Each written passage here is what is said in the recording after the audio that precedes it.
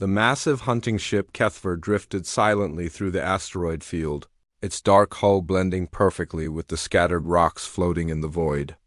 Captain Zektar of the Vorthic Empire adjusted his targeting display, watching the small escape pod weave desperately between the asteroids ahead. Target is still moving. "Captain," reported Lieutenant Vexra from her station, "the human's pod has taken significant damage. Life support is failing." Zektar's mandibles clicked in satisfaction. This had been the longest hunt of his career, spanning 3 star systems and lasting over 2 standard months. The human called Marcus Chun had proven surprisingly resourceful, but even the most cunning prey eventually ran out of places to hide. "Maintain pursuit," Zektar ordered. "I want this one taken alive. The Empire pays triple for live human specimens." The captain studied the tactical display showing the positions of his hunting fleet. 12 ships surrounded the asteroid field, cutting off every escape route. The human had nowhere left to run. Marcus Chun gripped the controls of his damaged escape pod, sweat beading on his forehead despite the failing life support systems. Warning lights flashed red across the cramped cockpit as another system failed. His oxygen reserve showed less than 4 hours remaining. The young engineer had been working on a mining station in the Outer Rim when the Vorthak hunters arrived. Most of his colleagues hadn't even known they were under attack until the energy weapons started firing. Marcus had barely made it to an escape pod before the station exploded. That was 2 months ago. Since then, he'd been running constantly, jumping from system to system, always staying 1 step ahead of the hunters.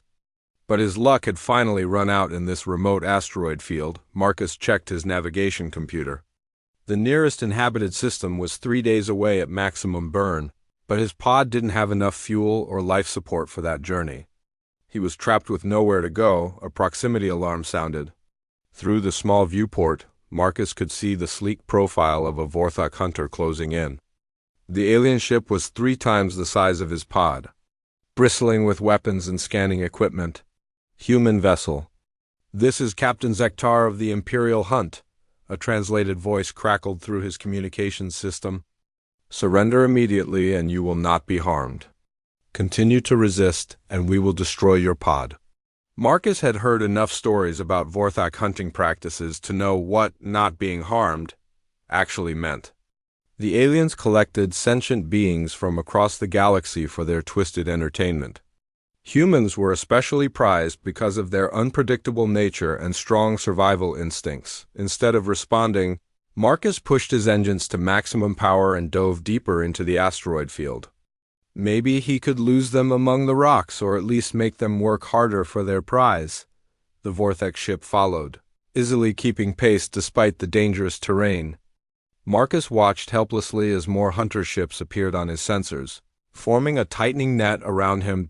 Captain Zektar observed the humans' desperate maneuvers with professional interest.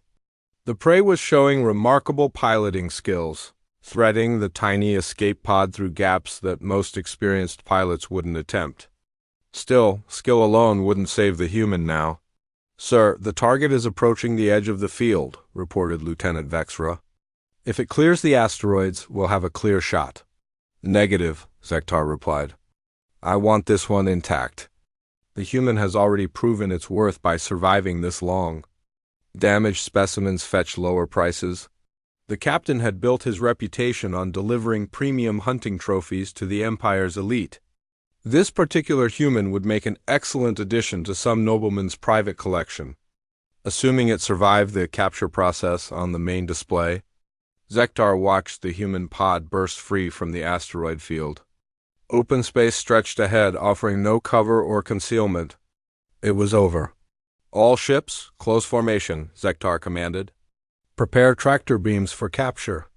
Marcus felt his heart sink as he cleared the last asteroid and saw the full extent of the Vorthak fleet waiting for him. 12 ships arranged in a perfect sphere, with him at the center. Their tractor beam emitters were already beginning to glow with ominous blue light. This was it.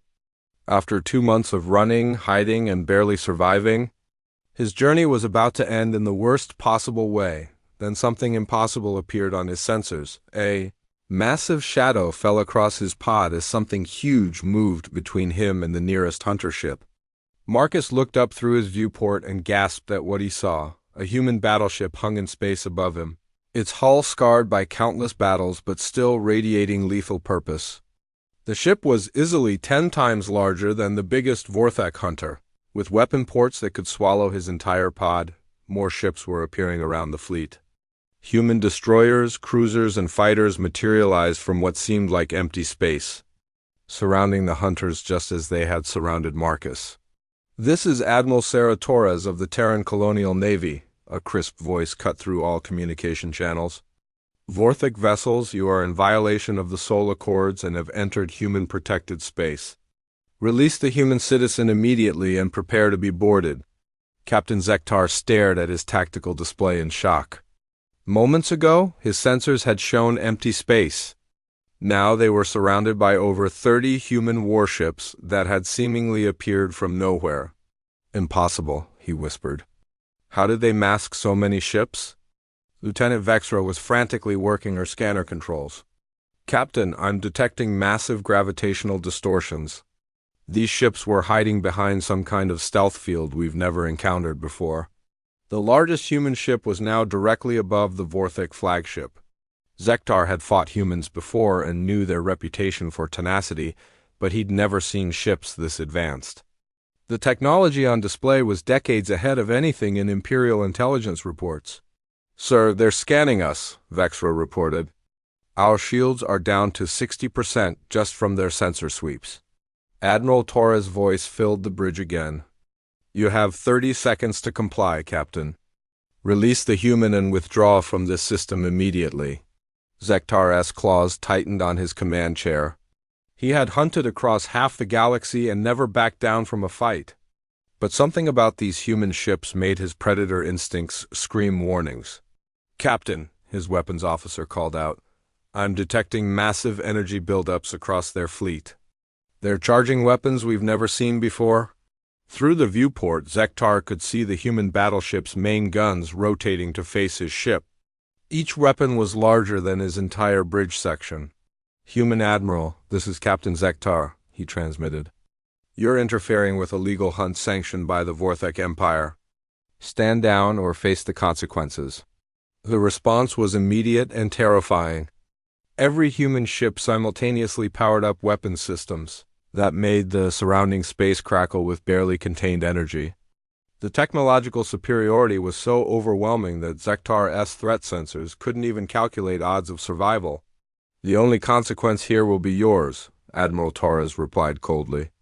"You have 15 seconds remaining." Marcus watched in amazement as the human fleet took battle positions around the Vorthak hunters. He'd heard rumors about secret human military developments, but seeing this force in action was beyond anything he'd imagined. His communication system crackled with a new transmission on a secure human frequency. "Marcus Chun, this is Admiral Torres. Are you injured? Do you require immediate medical assistance?" "No, ma'am," Marcus replied, hardly believing he was talking to a real human after 2 months alone. "But my pod is heavily damaged and running low on everything." "Understood. We're bringing you aboard now. Don't worry about the Vorthak anymore." A gentle tractor beam locked onto Marcus's pod, but this one felt completely different from the predatory grasp of alien hunters. This beam was precise and careful, designed to protect rather than capture. As his pod was drawn toward the battleship's landing bay, Marcus saw Captain Zektar's hunter ship beginning to retreat. The other Vorthak vessels were following, pulling back from the human fleet with obvious reluctance, but Admiral Torres wasn't finished with them yet. "Captain Zektar," her voice pursued the retreating hunters, "you're going to deliver a message for us. Tell your empire that humanity is no longer hiding in the outer rim. We've been watching, learning, and preparing. The hunt is over." The massive human battleship rotated slowly to face the fleeing Vorthak fleet, its weapons still powered and ready. "Tell them that any hunter who enters human space will discover why Earth survived the Convergence Wars. Tell them that we've developed new rules for this galaxy, and those rules don't include hunting our people for sport." Captain Zektar felt his blood chill at the human admiral's words. Every species in the galaxy knew about Earth's legendary defense during the Convergence Wars, when humanity had somehow held off 3 attacking empires simultaneously. But that was ancient history, and humans had been scattered and weak ever since. Apparently, that was no longer true. "This isn't over." "Human," Zektar transmitted as his ship retreated toward the system's edge. "The Empire has a long memory." Admiral Torres' laugh was cold and predatory. "So do we, Captain. And we've been keeping score." The human fleet maintained formation until the last Vortex ship jumped to hyperspace. Only then 3 days after his rescue, Marcus Chun stood in the observation deck of the human battleship Retribution, staring out at the most incredible sight he'd ever witnessed. Hundreds of human ships filled the space around them, emerging from hidden bases that had been secret for decades. "Impressive, isn't it?" Admiral Torres said, joining him at the massive viewport. "Welcome to Sanctuary Station." Marcus couldn't find words. The station was enormous, easily the size of a small moon, with construction bays that held partially completed warships larger than anything he'd imagined possible. Mining ships constantly arrived with raw materials while massive foundries worked around the clock. "How long has this been here?" Marcus asked. "Construction began 15 years ago," Torres explained. "Right after the Hegemony Wars ended and the galaxy thought humanity was finished. While everyone celebrated our defeat, we were building something better." The Admiral gestured toward the construction bays where new ships took shape.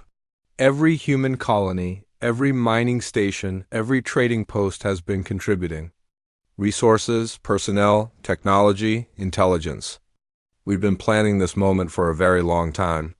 Marcus watched a sleek destroyer launch from one of the construction bays, its hull gleaming with weapon systems he didn't recognize.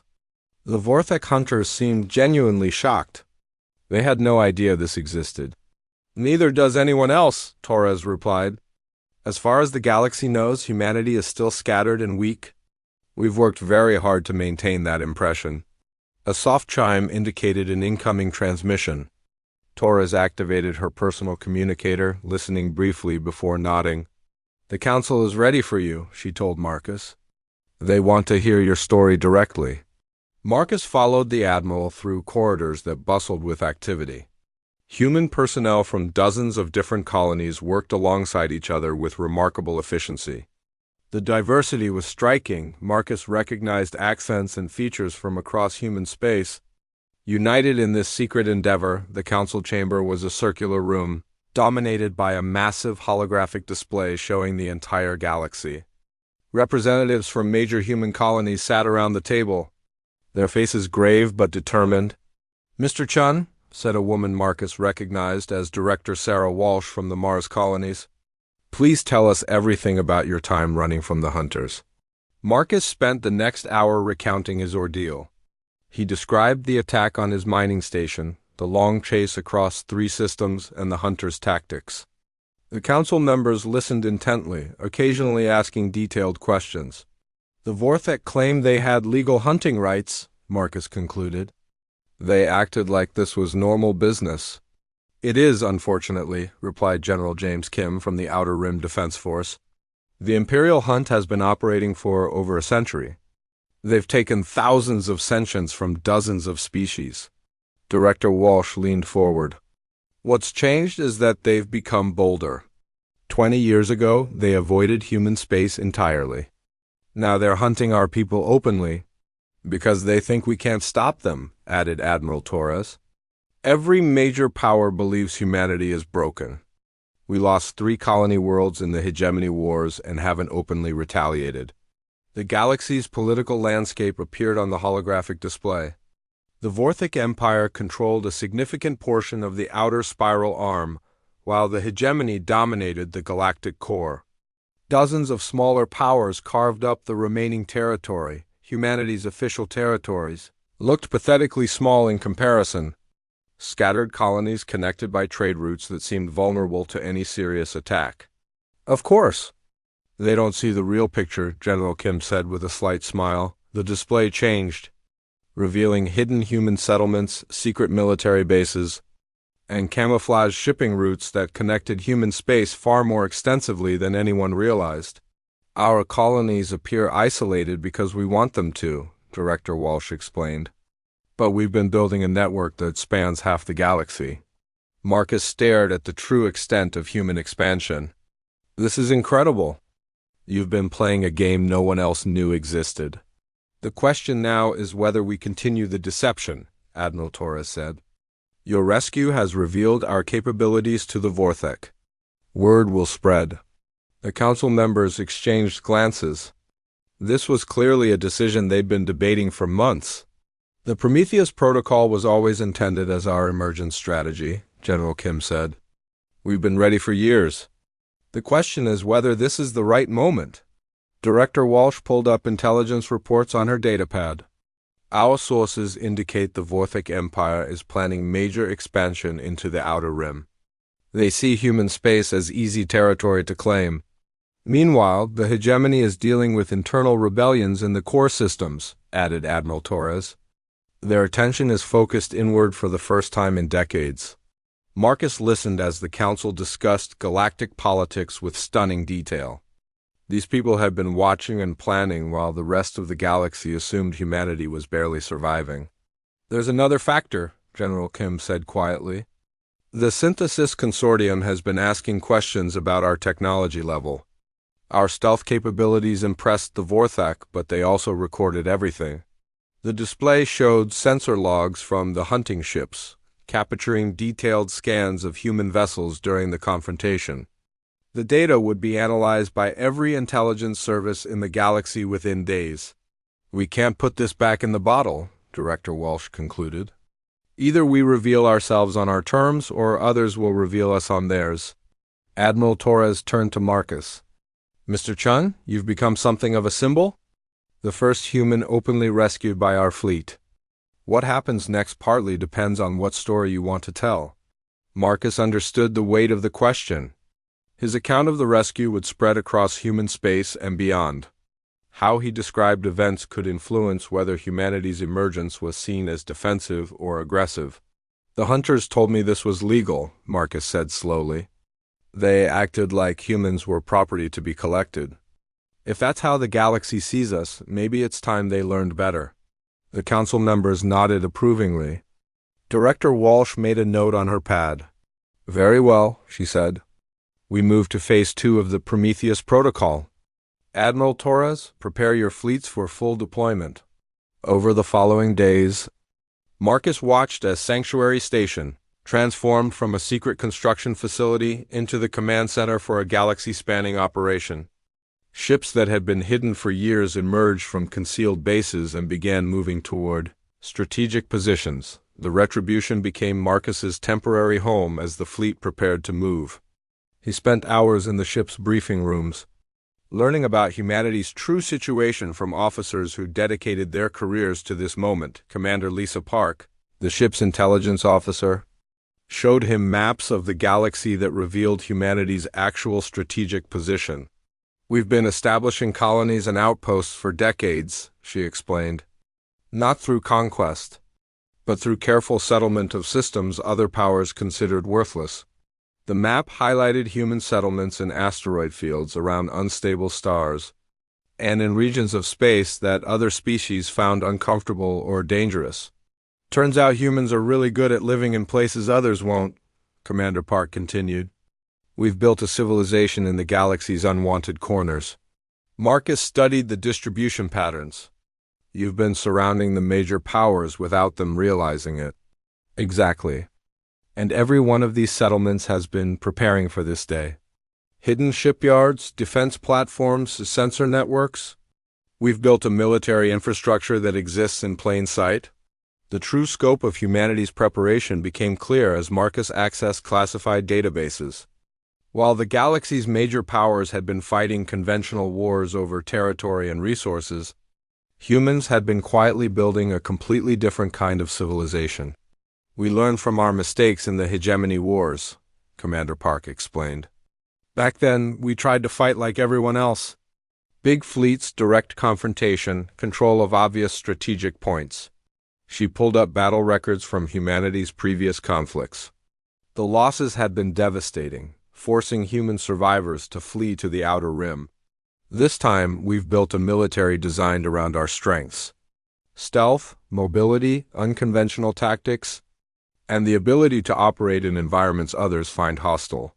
Marcus spent time with the ship's engineering teams, marveling at technology that seemed decades ahead of anything he'd seen before. The stealth systems that had hidden entire fleets from Vortex sensors were just one example of human innovation. Most species develop technology to dominate their environment, explained Chief Engineer Rodriguez. Humans develop technology to adapt to any environment. That makes our approach fundamentally different. The ship's weapon systems were equally impressive. Instead of brute force energy weapons that other species favored, human ships carried precision systems designed to exploit specific weaknesses. We've been studying every major power's technology for years, Rodriguez continued. Our weapons are tailored to defeat specific defenses. What works against Vortex shields won't work against hegemony armor, so we carry different solutions for different targets. As the fleet prepared to depart Sanctuary Station, Marcus received a message that changed everything. Admiral Torres summoned him to her re. The Vorthak fortress world of Keth Prime had never been attacked in its 300-year history. Massive defense platforms ringed the planet, while the Imperial hunting preserve below housed the galaxy's most extensive collection of captured sentients. High Admiral Vec Oren stood in the fortress's central command chamber, reviewing routine patrol reports when his communications officer suddenly stiffened at her station.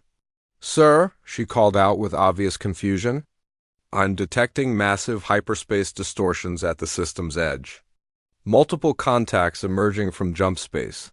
The Koran frowned. "No large fleets were scheduled to arrive today." "How many ships?" "I count over 200 vessels, Admiral." "Configuration unknown."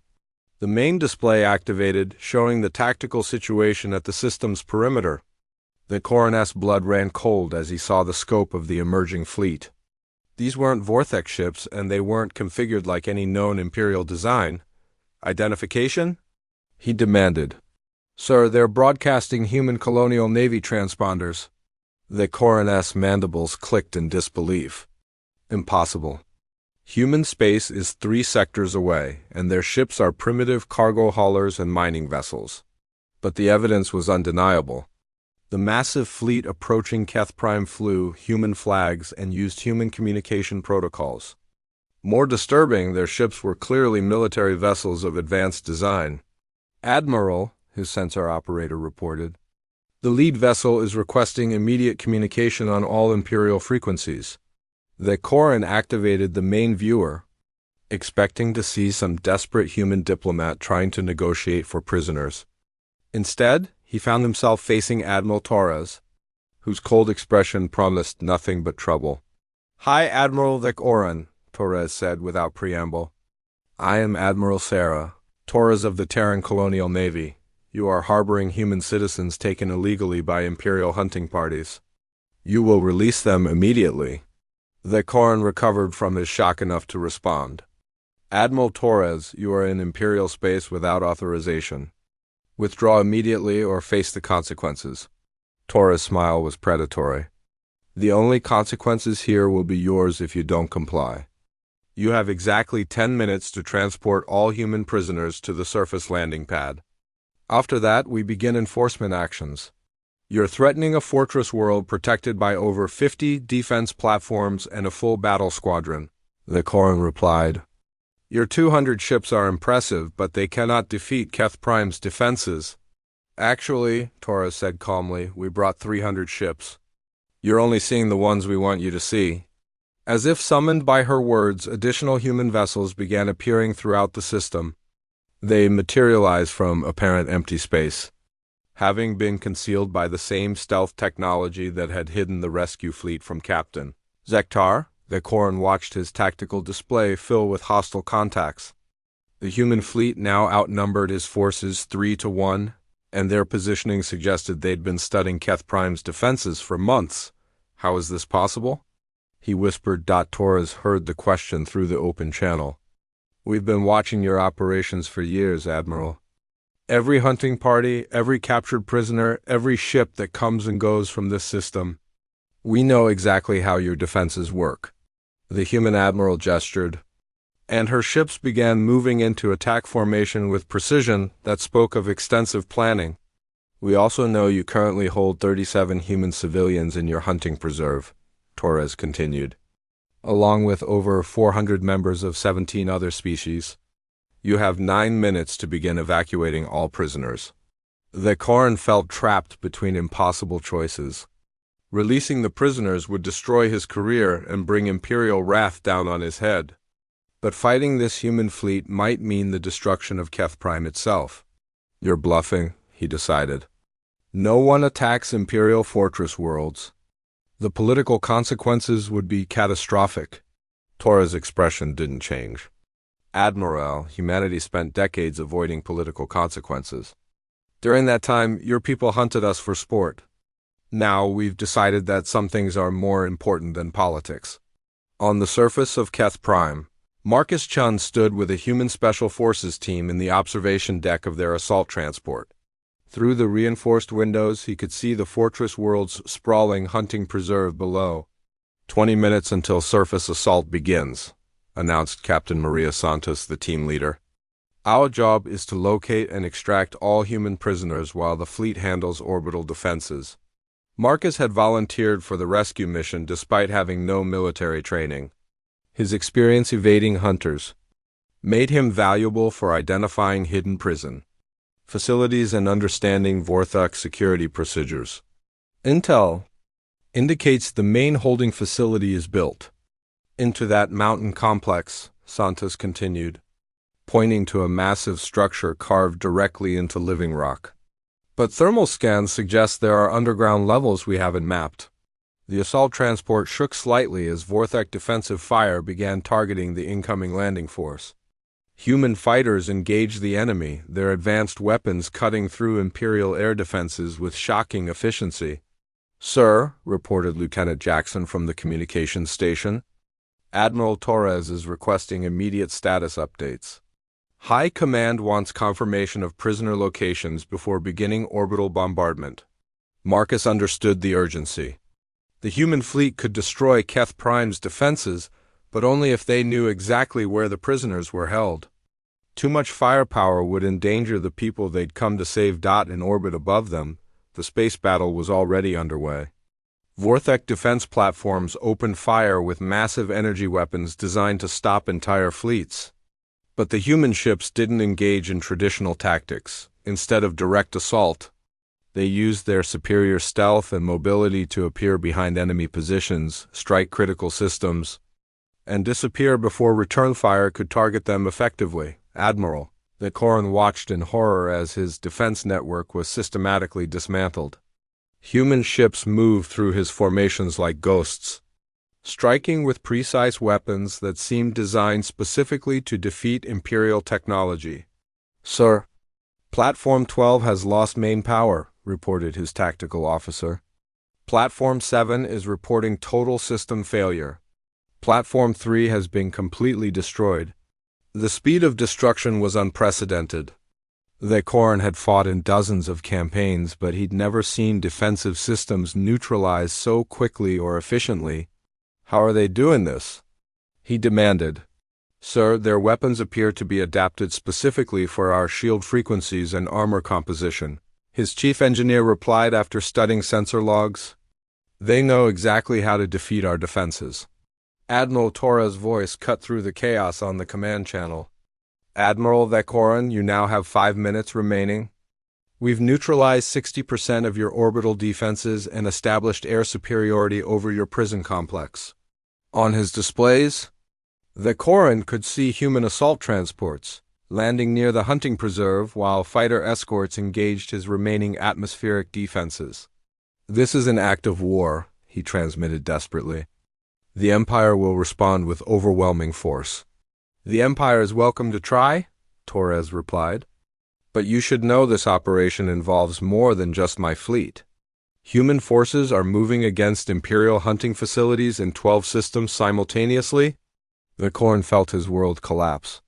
This wasn't an isolated rescue mission, but a coordinated assault on the entire Imperial hunting network. The scale of planning and resources involved suggested humanity had been preparing for this moment for years. Underground in the Keth Prime hunting preserve, 3 human prisoners huddled in their cell as explosions echoed through the mountain complex above them. Dr. Elena Vasquez, a xenobiologist captured 6 months earlier, tried to keep her 2 companions calm as the facility shook under bombardment. "Those sound like human weapons," said technical specialist Mike Chun, Marcus's younger brother who had been taken from a different mining station. "The energy signatures are completely wrong for Imperial tech." The 3rd prisoner, communications officer Janet Rodriguez, had been monitoring guard communications on a smuggled translator device. "The Vorthek are panicking," she reported. "They keep talking about impossible human fleet movements." Dr. Vasquez felt hope for the first time since her capture. She'd been brought to Keth Prime after refusing to assist Imperial research into human biological systems. The experience had shown her exactly how the hunting operations worked. "If humans are attacking this place, they'll need to know about the lower levels," she said urgently. "The Vorthek have been moving prisoners deeper underground to protect their most valuable specimens." Above them, Marcus Chen and Captain Santos led their assault team through corridors filled with fleeing Vorthek personnel.